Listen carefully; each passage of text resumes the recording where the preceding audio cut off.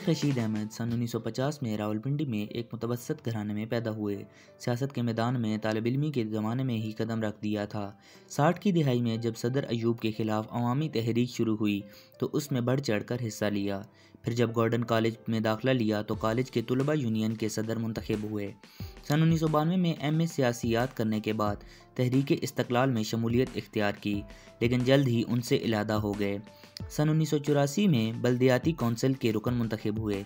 सन 1985 के गैर जमाती इंतखाबात में कौमी असम्बली के रुकन मुंतखब हुए। मोहम्मद खान जुनेजो के अहद में आज़ाद पार्लिमानी ग्रुप के सबसे फ़आल रुकन थे, जिसके सरबराह फ़खर इमाम थे।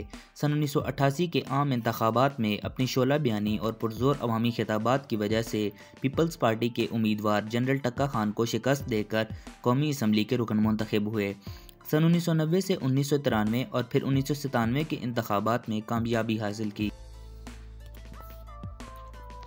मोहम्मद नवाज शरीफ के पहले दौर में शेख रशीद को पहले मशीरे इत्तलाआत व नशरियात, फिर वज़ीर सनअत व हरफत माह इजाफी चार्ज सियाहत व सकाफत मुकर्रर हुए।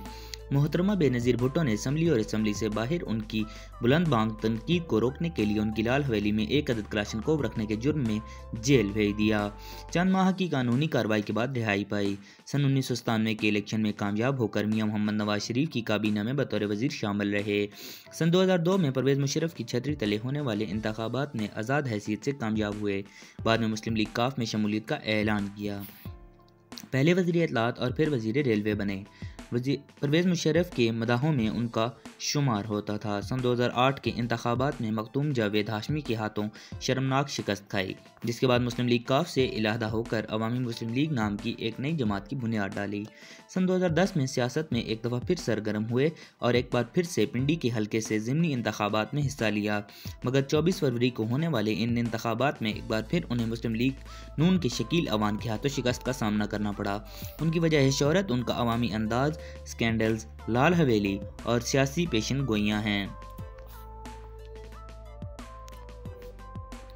सन 2013 के इंतखाबात में तहरीक इंसाफ की हमायत से अपनी जमात अवामी मुस्लिम लीग से लड़े और कलम दवात के निशान पर हल्का NA 55 नशिस्त पर कामयाबी हासिल की, और 2018 के इंतखाबात में भी पाकिस्तान तहरीक इंसाफ की हमायत पर वज़ीर आज़म पाकिस्तान इमरान खान की जानिब से उनको वज़ीर रेलवे का ओहदा सौंपा गया था।